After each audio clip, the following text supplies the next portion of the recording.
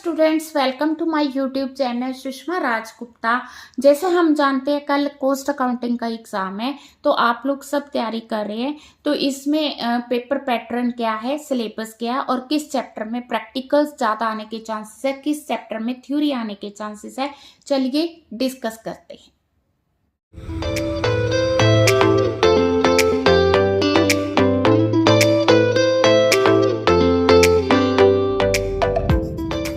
हाँ जी, सबसे पहले हम डिस्कस करेंगे कॉस्ट अकाउंटिंग का सिलेबस। तो इसमें हमारे पास 2 यूनिट है, यूनिट 1, यूनिट 2। तो यूनिट 1 में हमारी introduction of cost accounting, material और लेबर का चैप्टर, और यूनिट 2 में हमारे पास overheads and cost ledger accounting. हाँ जी, पेपर पैटर्न आपको पता ही है, ठीक है। 3 सेक्शंस होंगे। जो सेक्शन ए होगा उसमें 6 क्वेश्चंस होंगे। 6 क्वेश्चंस में से 4 प्रैक्टिकल होंगे और जो 2 क्वेश्चंस हैं वो थ्योरी के होंगे। आउट ऑफ 6 आपने 4 क्वेश्चंस अटेम्प्ट करने हैं। एनी 4 आप अटेम्प्ट करोगे। एक क्वेश्चन आपका 5 मार्क्स का है, तो 4 क्वेश्चंस होके 20 मार्क्स के। जो सेक्शन बी है वो यूनिट 1 कवर करेगा। यूनिट 1 में से आपको 4 क्वेश्चंस आएंगे, जिसमें से 2 प्रैक्टिकल और 2 थ्योरी होंगे। You are to attempt any 2 question. आप दोनों प्रैक्टिकल, दोनों थ्योरी या एक थ्योरी एक प्रैक्टिकल अटेम्प्ट कर सकते हो। एक क्वेश्चन जो है 15 मार्क्स का होगा, तो आपका जो सेक्शन बी है वो 30 मार्क्स का होगा। सेक्शन सी जो है 3rd यूनिट को कवर करेगा, जिसमें अगेन 4 क्वेश्चंस होंगे।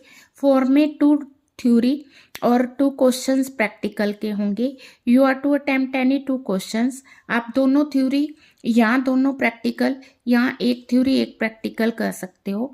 तो ये भी आपका सेक्शन 30 मार्क्स का होगा, ठीक है। तो चैप्टर वाइज हमने कैसे करना है। हाँ जी, ये जो फर्स्ट चैप्टर है हमारा, nature and scope of cost accounting, इसमें ज़्यादा थ्योरी आने के चांसेस है। अब जो थ्योरी का क्वेश्चन होगा कि मीनिंग ऑफ कॉस्ट अकाउंटिंग क्या है, how you compare cost accounting with financial accounting, ठीक है। मीनिंग आ जाएगा, इसमें डिफरेंस आने के काफी चांसेस है। 5 मार्क्स में आ जाए, 15 मार्क्स में आ जाए। Cost accounting system is neither unnecessary NOR expensive, rather it is a profitable. तो इसमें आपने कॉस्ट अकाउंटिंग की इंपॉर्टेंस के बारे में बताना है, ठीक है। Cost accounting is an unnecessary luxury. तो यहाँ पे आपने वही इंपॉर्टेंस और नीड बताने की क्यों जरूरी है कॉस्ट अकाउंटिंग, ठीक है। तो what are the steps to be taken while installing का cost accounting system in manufacturing concern. तो जो फर्स्ट चैप्टर है उसको आपने बहुत अच्छे से करना है। उसमें 5 मार्क्स 15 मार्क्स की थ्योरी आपको आ सकती है। हाँ जी, जो हमारा सेकंड चैप्टर है cost analysis, concept, classification and cost sheet, इसमें ज़्यादा प्रैक्टिकल के चांसेस है। हाँ जी, आप देखोगे हर साल इसमें से प्रैक्टिकल आया हुआ है, तो आपने इसका प्रैक्टिकल अच्छे से करना है। बहुत ईजी है, ठीक है। कॉस्ट शीट बड़े आराम से कर सकते हो, मैंने इस चैप्टर की वीडियोस भी डाली। हाँ जी, जो हमारा नेक्स्ट चैप्टर है मटेरियल कंट्रोल। मटेरियल कंट्रोल में थ्योरी के क्वेश्चंस ज़्यादा हुए हैं। What are the meaning, importance, advantage of material control, major requisite of a satisfactory system of material control। ज्यादा इसमें जो क्वेश्चन आया हुआ है, discuss the procedure normally followed by the purchase department to buy the material, ठीक है। Short answer type में आपको bin card store ledger, bin card store ledger का क्वेश्चन आ सकता है। व्हाट इज सेंट्रलाइज्ड परचेजिंग आ सकता है। तो ये purchase procedure, steps in purchase cycle, prepare the documents used on it, तो ये ज़्यादा इंपॉर्टेंट क्वेश्चन बनता है। हाँ जी, ये आपको दिया हुआ है परचेज प्रोसीजर, तो परचेज प्रोसीजर आपने अच्छे से लर्न कर। हाँ जी, नेक्स्ट चैप्टर में अगर आप थ्योरी का क्वेश्चन देखें तो आ सकता है what are the various methods of issue of material, जिसमें आपको ये सारे मेथड्स आ सकते हैं। हाँ जी, क्वेश्चन बन रहा है explain the different method of pricing material issues, और सेकंड क्वेश्चन बन रहा है explain FIFO and LIFO method of pricing issue of material under conditions of rising prices, which of these method would you recommend and why, ठीक है। तो इसमें वो पूछ रहा है कि राइजिंग प्राइसेस में आप कौन सा मेथड यूज करोगे। और इसमें थ्योरी का क्वेश्चन आपको आ सकता है कि FIFO LIFO एक्सप्लेन करो, discuss the effect of rising and falling prices. तो फॉलिंग प्राइसेस का भी वो आपसे पूछ सकते हैं।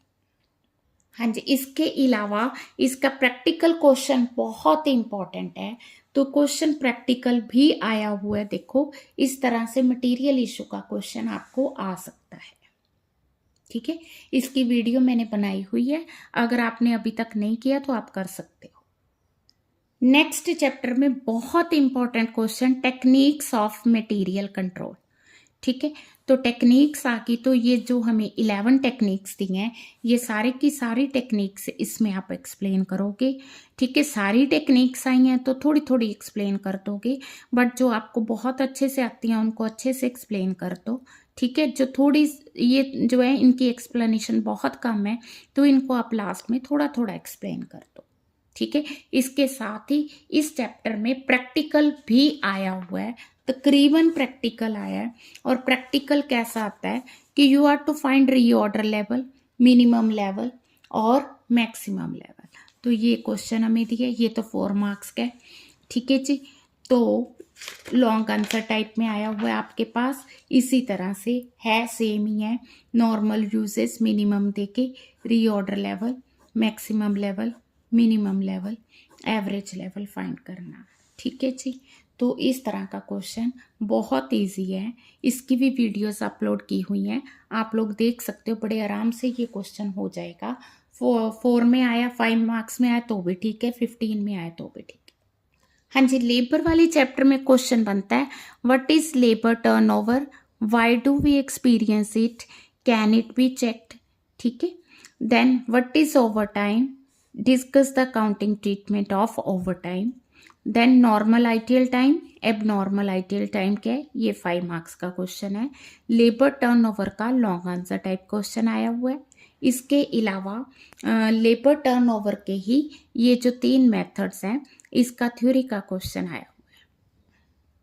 इसी चैप्टर में एक जो बहुत इंपॉर्टेंट क्वेश्चन बनता है, आइडियल टाइम क्या है, इसे हम किस तरह से ट्रीट करेंगे। ठीक है, तो ये आपको पार्ट्स में आ सकता है या 5 मार्क्स में आ सकता है।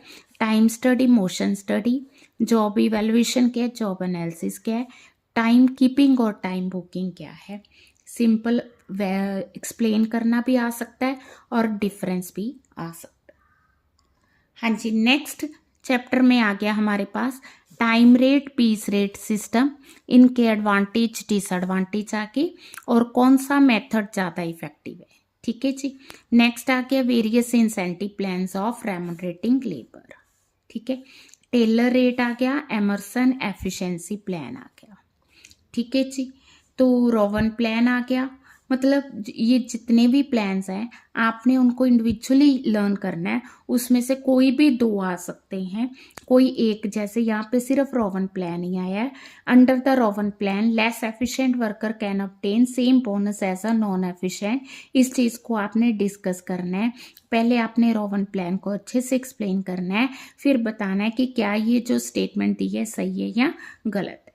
ठीक है जी, तो ये देखो Halsey plan, Rowan plan, time and piece rate, तो यही क्वेश्चंस बनते हैं। पूरे चैप्टर की थ्योरी, अगर आप सिर्फ थ्योरी करके जा रहे हो तो सारे चैप्टर की इन पॉइंट्स की थ्योरी आपने अच्छे से कर, और 15 मार्क्स के पॉइंट ऑफ व्यू आपने इस तरह का प्रैक्टिकल करना है, जिसमें स्ट्रेट पीस रेट, डिफरेंशियल, हाल्से और रोवन प्लान है।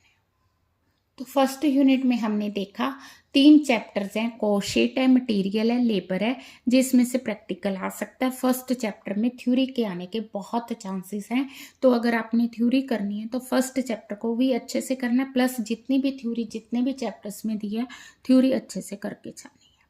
नेक्स्ट है हमारे पास सेकेंड यूनिट। सेकेंड यूनिट में आ गया ओवरहेड। ओवरहेड का फर्स्ट थ्योरी का क्वेश्चन बनता है, what do you mean by overhead, what are the important basis for the classification of overhead, discuss the advantage and disadvantage. तो इन्होंने सारे बेसिस के एडवांटेज और डिसएडवांटेज पूछे हैं, वेरियस टाइप्स ऑफ ओवरहेड पूछे। ठीक है, तो ये थ्योरी का क्वेश्चन आ गया। वैसे ओवरहेड में से ज़्यादा प्रैक्टिकल्स आने के चांसेस होते हैं। तो जो सेकंड चैप्टर है हमारा ओवरहेड का, उसमें थ्योरी का क्वेश्चन बनता है, अब्जर्प्शन ऑफ ओवरहेड क्या है, various method of absorption of overhead. ठीक है। अब्जर्शन अगेन रिपीट हुआ है, अब्जर्शन ऑफ ओवरहेड, ठीक है। What is allocation and apportionment of the overhead, इसको आपने 5 मार्क्स में एक्सप्लेन करना है। Difference between apportionment, allocation and absorption, तीनों मेथड्स को, पर मेथड उसने सिर्फ अब्जर्शन के पूछे, ठीक है। तो आपको मीनिंग क्लियर होना चाहिए किस चीज का, अपोर्शनमेंट, अलोकेशन एंड अब्जर्शन का। इस चैप्टर में का प्रैक्टिकल भी बहुत इंपॉर्टेंट है, 5 या 15 मार्क्स में प्रैक्टिकल आ सकता है, ठीक है जी। देखो हर साल प्रैक्टिकल आया। हाँ जी, नेक्स्ट है यूनिट कॉस्टिंग। यूनिट कॉस्टिंग में जो थ्योरी का क्वेश्चन बनता है वो एक ही बनता है, what is unit costing, in which industry this method is applied, why this method is considered significant from cost accounting point of view. तो इसमें 20 मार्क्स का यही बनता है, प्लस इसमें प्रैक्टिकल भी इंपॉर्टेंट है, 5 मार्क्स में आ जाए, 15 मार्क्स में आ जाए। अगर आपने कोशीट अच्छे से किया है तो आप यूनिट कॉस्टिंग बड़े आराम से कर सकते हो। हाँ जी, सर्विस कॉस्टिंग जो है इसमें थ्योरी का क्वेश्चन बनता है, what is service costing, explain the steps involved in the service costing. हाँ जी, कॉस्ट लेजर अकाउंटिंग में भी थ्योरी का क्वेश्चन बनता है आपका। थ्योरी का क्वेश्चन है, what is the cost ledger accounting, discuss the advantage and explains the various control accounts. हाँ जी, नेक्स्ट है reconciliation of cost and financial accounting. तो इसमें थ्योरी और प्रैक्टिकल दोनों इंपॉर्टेंट है, बहुत ही इंपॉर्टेंट चैप्टर है। What is the need of reconciliation of financial and cost accounting, why do they disagree, तो reason for the disagreement of the cost accounting and financial accounting, ठीक है। Reason why it is necessary cost and financial to be reconciled, explain the main sources of difference, फिर वही point आ गया कि difference है तो क्यों है। इसका प्रैक्टिकल भी इक्वली इंपॉर्टेंट है और तकरीबन आया हुआ है, ठीक है। 5 मार्क्स में आ जाए, 15 मार्क्स में आ जाए। अगर आपने कोशीट अच्छे से की है तो आप रिकंसिलेशन भी बड़े अच्छे से कर सकते हो।